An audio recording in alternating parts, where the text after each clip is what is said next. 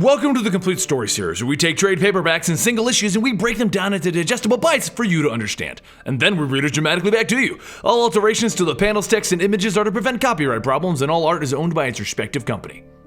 There are many variations of Deadpool in the multiverse, so many versions of the story of Deadpool. But what if the heroes of the Marvel Universe did the right thing? What if they actually had him committed to an institution in one of these versions? What if the X-Men tried to help him? Our story begins with the X-Men delivering Wade Wilson to the institution. He cries out, begging them not to. He doesn't do well in places like this. But Professor X thinks that this is the best option, and they leave Wade with Dr. Brighton. You see, Deadpool has multiple voices in his head, one for jokes that comes across in yellow boxes, and one to be serious that comes across in white boxes. And of course, he has his own voice. A normal doctor would have fixed this, and maybe there's a universe out there where that actually happened. But this isn't Dr. Brighton in this universe. This is a little-known villain named the Psycho Man. He has a master plan that Deadpool fits wonderfully into. This plan begins with conditioning Deadpool mentally. The jokey voice begins to scream out in pain, telling Deadpool to resist the mental conditioning, and the serious voice begs for the conditioning to stop. But both agree. This is killing Deadpool. No, this is killing them. Psycho Man's plan is to place Deadpool under his control along with every other villain in this facility to create an unstoppable army of willing soldiers. But he didn't accomplish this. You see, Psycho Man killed the voices in Deadpool's head, leaving only one voice left to tell Deadpool what to do. No more insanity as the serious and the jokey voice argued as to what Deadpool should do all the time. There's a new voice, a red box voice, and it says, "Hello, Wade." Deadpool stands up, freed of his bonds, and he grabs the tiny Psycho Man out of his robotic body, and he smears him on the forms that release Deadpool. "Good, good," the red box says. "You know who I am. You've been waiting for me. You've killed one of them. Now finish the job." So Deadpool begins to walk through the facility, dousing the whole place in gasoline. And he burns the entire building to the ground. As he leaves the wreckage, he asks the red box, "Hey, where did the yellow and the white box go?" And the red box just informs him, "Don't worry about that." His next stop is the Baxter Building, and we don't know what he did exactly, but he went there to get the tools that he may need. First, he did something to Reed Richards, ruining his electricity and allowing him to die slowly as he melted in the Invisible Woman's arms. He then chopped off the Human Torch's head before the Invisible Woman put a force field in his brain, forcing his head to explode. This is Deadpool though, and he just regrew his head and he stabbed her in the back. The biggest shocker of his first kills is the fact that he then murdered the Watcher. Because as he explains to the Watcher, he just doesn't see things the same way that everyone else does. He can see the Watcher. He could see past everything. Deadpool moved quickly from there, murdering many of the heroes and villains in the Marvel Universe, and eventually, he found himself face to face with Spider-Man. They tangle in the sky, but Spider-Man drops Deadpool into the street below, splattering him onto the asphalt before landing in front of him. "You're lucky I'm not you. You're lucky I don't kill you for what you've done." But Deadpool just drags his broken body towards Spider-Man. "Am I? Do you think they would have let you break character even if you wanted to?" Spider-Man finds himself confused by Deadpool's usual babble, and he grabs him by the shirt, demanding to know what he's talking about. But Deadpool just puts a gun to Spider-Man's chin, and he blows his brains into the sky. As Deadpool walks away from the scene of the crime, he asks the red box who's next. But it tells him, "It doesn't matter anymore. You don't need to play to their spectacle. Just kill everyone and end this. There's no one to impress now that you have me." Deadpool denies that though. "Spectacle is my style, so let's do something big." And what's bigger than killing the entire remaining Avengers roster? So Deadpool steals Hank Pym's Pym particles, and he uses them to enlarge a stockpile of munitions in the Avengers office, where every Avenger has showed up for a little meeting that Captain America has called. The explosion is massive, and Deadpool comments on how it's raining little pieces of men and women. Luke Cage gets up because he has unbreakable skin, but once again, Deadpool isn't worried, and he tells him that he expected a few of the unbreakable type guys to be a problem.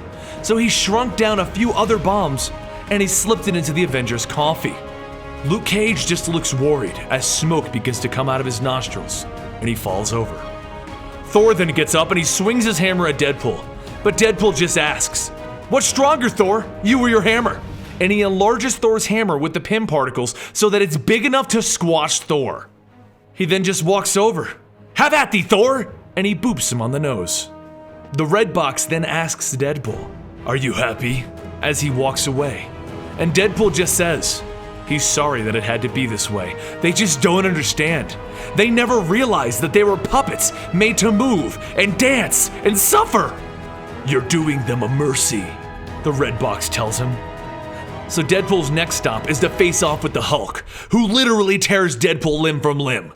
But remember, Deadpool heals.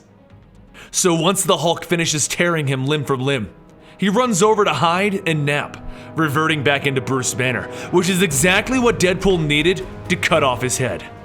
He then proceeds to cut many more of the heroes and villains of the universe until eventually he kidnaps Professor X and he ties him up.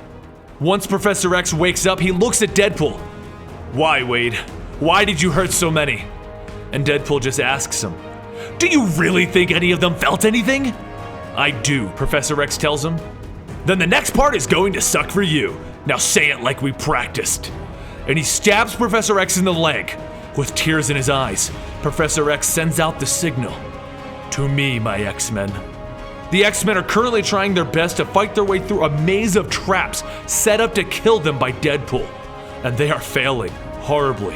One by one they fall. Scott, Emma, Pixie, Rogue, Gambit, all of them. No one is safe. Professor X pleads with Deadpool. But Deadpool explains that he's the only one who's figured everything out. And he's saving everyone. You see, Deadpool is known for breaking the fourth wall, talking to the readers of comics, video games, and movies. Everyone thought of him as the funny man, but it's actually been the fourth wall that's been breaking him, crushing him. Professor X has finally had it, and he yells out enough as he reaches into Deadpool's brain to kill him. But he stops. His only response to what he sees is, "I never realized." And then he goes brain dead. Deadpool then sees Wolverine on the monitors, and he decides that he's going to end this with Wolverine himself. But Wolverine is already in shock, because he's found how Deadpool is handling X-23 and Daken, his clone, and his child and their healing factors. He has them rigged up to a flamethrower and a machine that will monitor vitals every time that they even start to heal, and their hearts begin to beat again. The flamethrowers light them up, keeping them dead. Deadpool then appears behind Wolverine, wearing the skin of Beast as a cloak, and he begins to battle it out with Wolverine. As they slice and dice each other, Deadpool explains, he can't kill Wolverine, but it's not because of his mutant power, because it isn't regeneration. His power is popularity, and no matter how many times he dies, he'll just come back to haunt Deadpool. So he chops off Wolverine's head, and he tells him not to worry. He has something planned for him that not even popularity will save him from. Following that, Deadpool ramps up his game by using Puppet Master to force as many superheroes and villains as he can to just walk off a ledge to their deaths in what appears to be a mass suicide. And then eventually, Taskmaster tracks down Wade, intent on killing him. And he honestly does stand the greatest chance against Deadpool, as he can mimic any fighter's actions, and Taskmaster even gets to the point where he can hear the red boxes in Deadpool's head. But it's all a part of Deadpool's plan, as the Man-Thing reaches out and kills Taskmaster, because the Man-Thing can sense Taskmaster's fear, and as Taskmaster got more and more like Deadpool, he became afraid of what he was becoming. And that was Deadpool's goal. To use Taskmaster's fear to draw out the Man-Thing. And the Man-Thing is a being that protects all of existence. He guards over all of creation. And he can sense what Deadpool's end goal is. To end everything. To end those controlling the heroes and the villains of the Marvel Universe. To kill all of the Puppet Masters. So he agrees with Deadpool's purpose. And the Man-Thing sacrifices himself to allow Deadpool to have a gateway. To exit from this reality. He walks into all of creation and he sees everything. He sees the entire multiverse laid out before him. And you would think that this would be the end of our tale. But this is only the beginning. The red box explains that we don't know where creation begins or where it ends.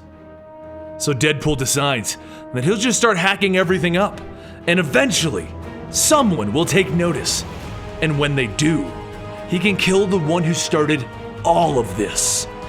But his first stop is the universe that wrote this story. And through the doorway, he can see that Deadpool kills the Marvel Universe writers. He begins to walk into their office, but he stops, and he turns to us, the reader, the viewer, the listener, to let us know. He'll be here soon. Just let him wrap up this little world first. This begins what is known as the Deadpool Trilogy, and he does go through quite a few stops before eventually getting stopped, but I'm not going to tell you how, why, or if he stopped because he accomplished his goal. Because you're going to have to join us next week when we bring you Deadpool Illustrated, where he goes into some very classic books. I'm Benny the Comicstorian, and I hope you guys enjoyed this video, and if you want a chance getting the Deadpool video earlier, give this video a like to let us know that you enjoyed just watching Deadpool mass murder everyone. Don't forget to follow us on Twitter at Comicstorian and check out our other two channels, Eligible Monster and List Bomb, both of which you can find the links for in the description down below. I'm the Comicstorian, and make sure you join us also on theweeklypoll.net. I'll see you guys next time right here.